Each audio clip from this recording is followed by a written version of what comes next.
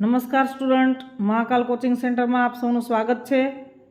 આવતીકાલ સન્ડેના જે હું ઓફલાઈન ટેસ્ટ લેવાની છું એની અંદર મેથ્સ, રિઝનિંગ, ગુજરાતનો ઇતિહાસ અને ભારતનો ઇતિહાસ આના ક્વેશ્ચન પૂછીશ। તો આજે જે મેં 9 ક્વેશ્ચન અહીંયા રજૂ કર્યા છે તે હું કાલે 9માંથી 7 ક્વેશ્ચન આ ચેપ્ટરના જ હશે જે આજે મૂક્યા તે।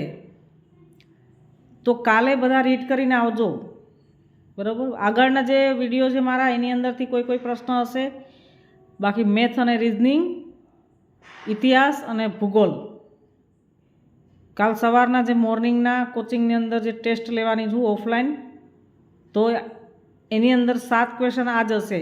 આજે 9 ક્વેશ્ચન છે એમાંથી 7 ક્વેશ્ચન છે। જોઈએ આપણે ક્વેશ્ચન નંબર 1, મગધની પ્રથમ રાજધાની કઈ હતી? તો તેનો જવાબ આવશે ગિરિવ્રજ અને રાજગૃહ, બે નામ હતા।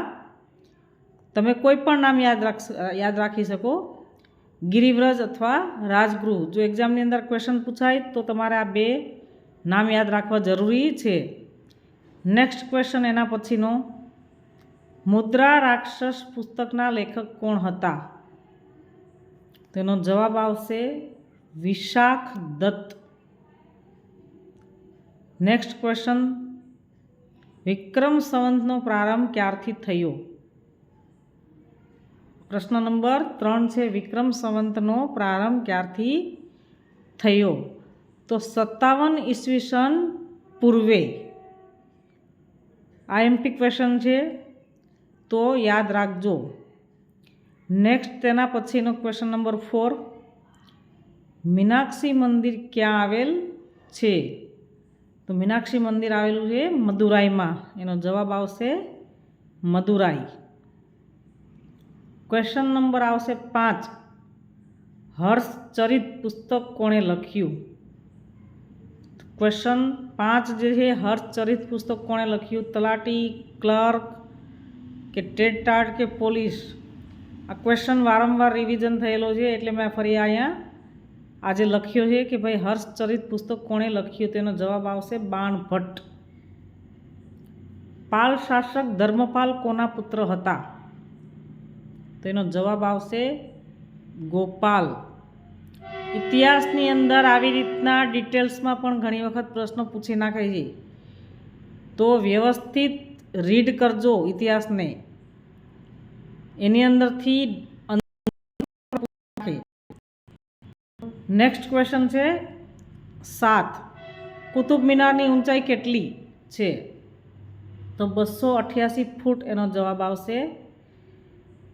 એના પછીનો ક્વેશ્ચન નંબર 8, વાસ્કો દી ગામા